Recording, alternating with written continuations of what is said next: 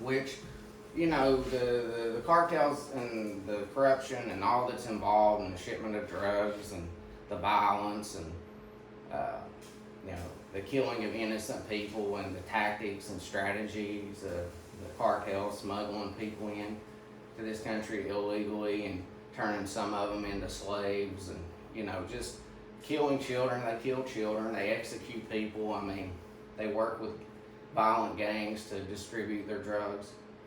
Uh, you know, of course, the government, they know all this. That doesn't mean that they're involved in it. I mean, there are select individuals who probably somewhere on certain levels taking bribes or, you know, that's just sinful human nature. But anyways, another thing I want to emphasize is that, you know, as a whole, the government's not involved. That's just not how the government works. The drug trade industry there's a lot of money involved, but they can't bribe the government. You know what I'm saying? They can bribe select individuals and try to get things accomplished, but they just don't have that kind of power. You know, as powerful as they are, they aren't that powerful. But you have to be more aware of just how powerful the U.S. government is. You got to think that the United States, economically, and then we'll say militarily, I mean, they're just so powerful. I mean, they got over 800 military bases and installations worldwide, okay? They didn't become that powerful and are that powerful by being naive, okay? They know what they're doing. They may present themselves as incompetent, incapable, and limited, but they're far more capable than they seem, okay? That's just the reality, you know. And what you see in the media, that's just propaganda, okay? They're laying a narrative to use military force, and it's not just the United States. You know, they get allied support. They present a threat to the public. They blow it up. You know, they're laying the groundwork for resorting to military force. This is a common strategy that is repeated and has been repeated by the U.S. government in so many things. Let's take the situation in Iraq and Afghanistan. Okay, the U.S. military has seemed to fail in fighting these insurgents and terrorist groups and the type of warfare. But you have to understand that the bigger picture is they never intended to go there for the short term. That's just what they tell people, you know, because they know they're going to be there for a long time. There's a long-term strategy. It's not by chance that there's a military bases and installations in Afghanistan, and then there's some in Iraq, or, you know. But Iran is in the middle. It's a strategy. You know, they want U.S. military wants a foothold. It's a strategic military strategy to have military assets in the Middle East and in other parts of the world. It's just how it works. Anyways, so I mean, you know, militarily and, you know, on the government level, the U.S. government can handle the whole country of Mexico.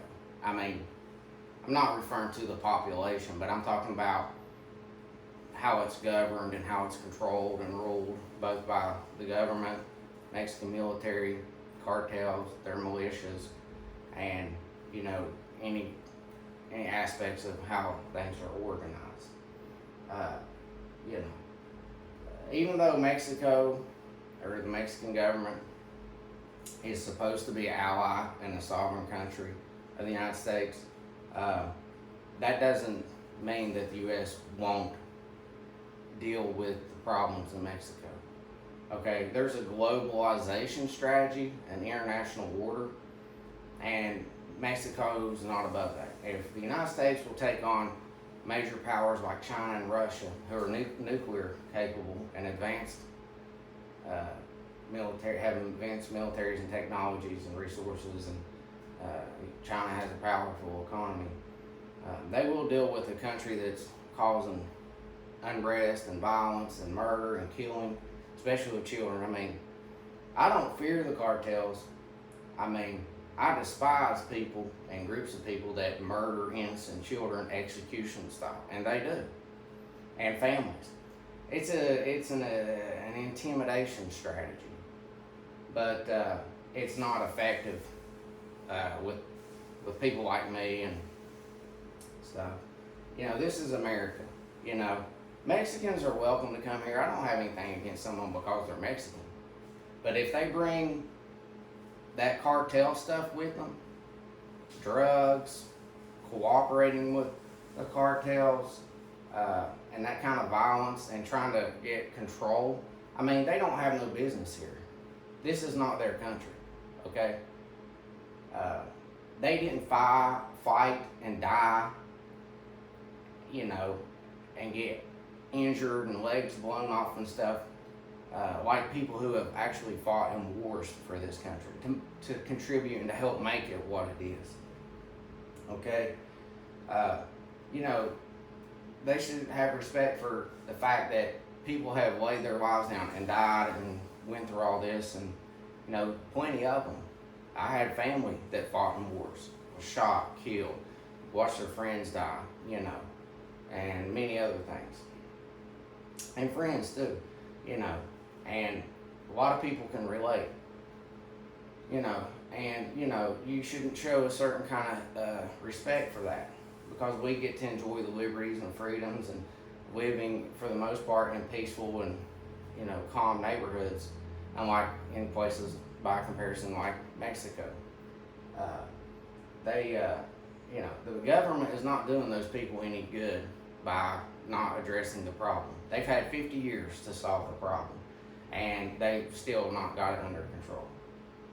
So, you know, I figure the U.S. government's getting to the point to where, you know, enough's enough. This has got to stop, and they can stop it. People can dispute that, but let me tell you something. If they engage the enemy, the cartels, it's over for the cartels. They can't win that kind of war. Now, obviously they can't, but, you know, and they say, well, the Mexican government will never allow that. Let me tell you something.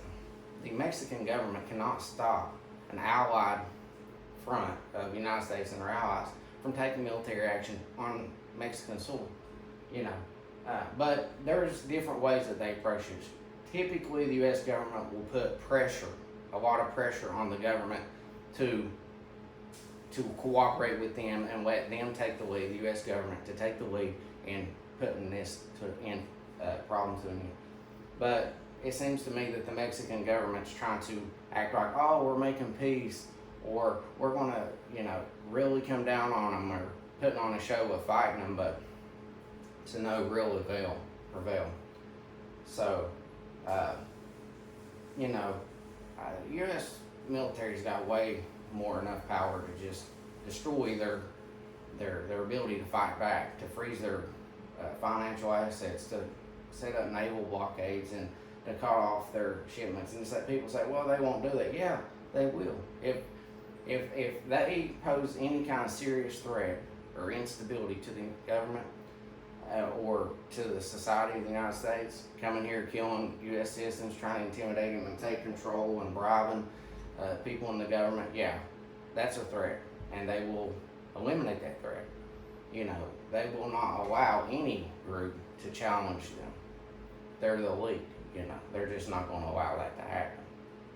So usually what they will do, I mean, you know, yes, Mexico is a big trading partner with the United States, but you got to understand that the United States has way more of an advantage. I mean, the United States will take on China, the second largest economy in the world or whatever, in an all-out trade war. You know, they can deal with Mexico. Okay, it's that simple. But you know, they could make it very costly for Mexico to trade with the United States. Mexico would, you know, they can put a lot of pressure. They can cut Mexico government out of a lot of agreements on the international stage and isolate them, and you know, stuff like that. But so there's a lot of ways that they can approach us before or in conjunction with military force, you know. But I mean, you know, you say, well, there's just so many people involved. That don't matter. That don't really matter. They can take away their source of power, you know, and like I said before, that river can run dry, and then they don't have what made them what they are. They can destroy everything they've built over the last 50 years or 100 years. I mean, they can just wipe it away in a short period of time. Yes, there'd be civilian casualties. I'm not for violence. I'm not for war.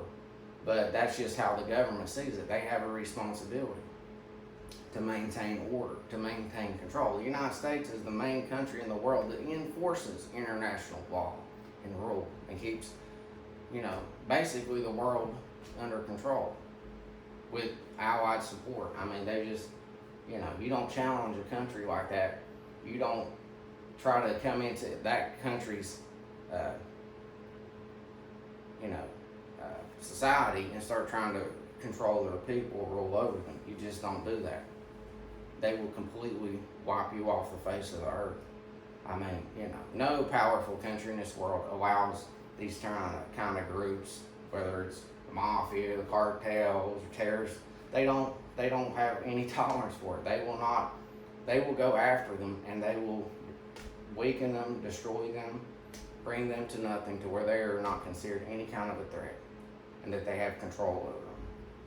The mafia, the Italian mafia, when they tried to get into positions of power and, you know, too high up in the government, they brought them down. They always do. They just won't allow those kind of threats to exist. They have way too much power. You know, the U.S. government has way too much power. But I'm gonna get off here, and I'll see you again next time here on the Ground, and we'll hopefully have some videos on repairing and fixing this Honda, getting it going so we can go out and actually ride it. I also wanted to note that according to the Wisconsin Rep Report, there were wolf filmed in Buffalo County where I hunt. You know, Tiffany Bottoms Hunter, that's in Buffalo County. I don't know, I know whereabouts, but I don't think wasn't in Tiffany Bottoms, but it was in Buffalo County.